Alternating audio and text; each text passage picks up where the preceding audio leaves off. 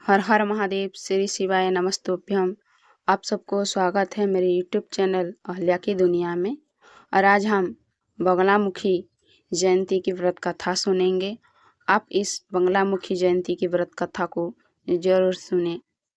बगलामुखी की जयंती है हर साल वैशाख मास के शुक्ला पक्ष की अष्टमी तिथि पर माँ बगलामुखी का जन्मोत्सव पर्व मनाया जा रहा है। माँ बगलामुखी 10 महाविद्याओं में 8वीं शक्ति कही जाती है। शास्त्रों में इन्हें माँ पीताम्बरा और ब्रह्मास्त्र विद्या के नाम से भी जाना जाता है। ये ब्रह्मांड की अधिष्ठात्री देवी कही जाती है। ज्योतिष शास्त्रों में इन्हें नवग्रह की अधिष्ठात्री देवी कहा जाता है। बगलामुखी जयंती पर शास्त्र विधि से माँ बगलामुखी की पूजा करनी चाहिए। इनकी उपासना करने से सभी मनोकामनाएं पूरी होती है। इसके साथ ही जीवन में कई डर या भय नहीं रहता है। शत्रुओं पर विजय प्राप्त होती है।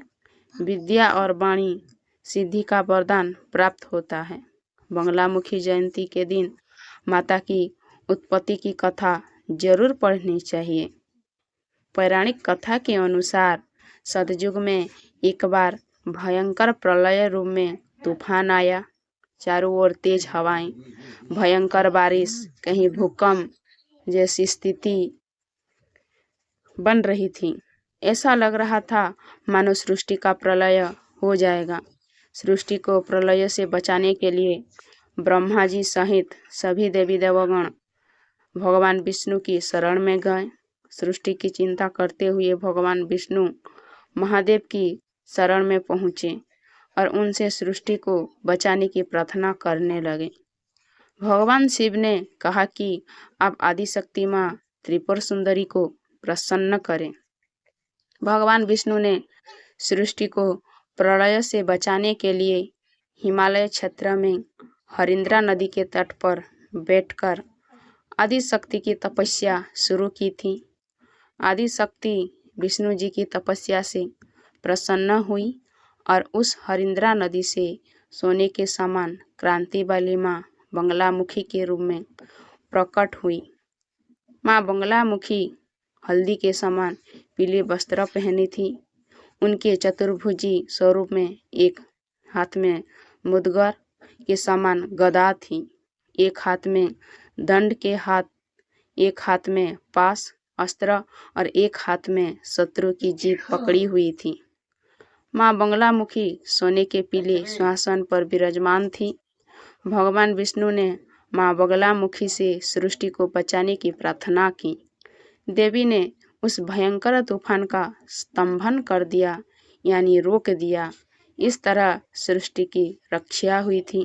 ब्रह्मांड की रक्षा करने की वजह से ही उन्हें ब्रह्मास्त्र विद्या कहा जाता है।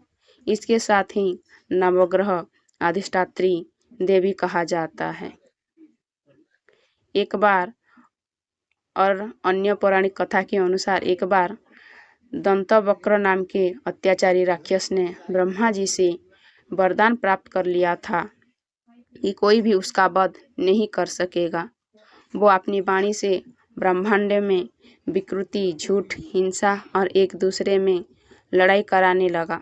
सभी देवी देवतागण उसके अत्याचारों से बहुत परेशान हो गए। सभी ने मिलकर माँ बगलामुखी की साधना की थी।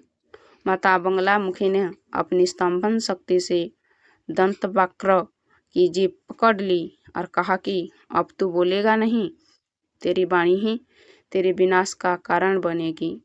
इस तरह माँ बगलामुखी ने उसे मौन में बांध दिया और सत्य की स्थापना की। शास्त्रों में माँ बगलामुखी के प्रकट होने की ये 2 कथाएं मिलती है। बगलामुखी जयंती के दिन इन कथाओं को अवश्य पढ़ना चाहिए। इन कथाओं को पढ़ने से पूजा का पूरा फल प्राप्त होता है। साधक का हर मनोकामना पूरी होती है। हर हर महादेव। आपको इस कथा कैसी लगी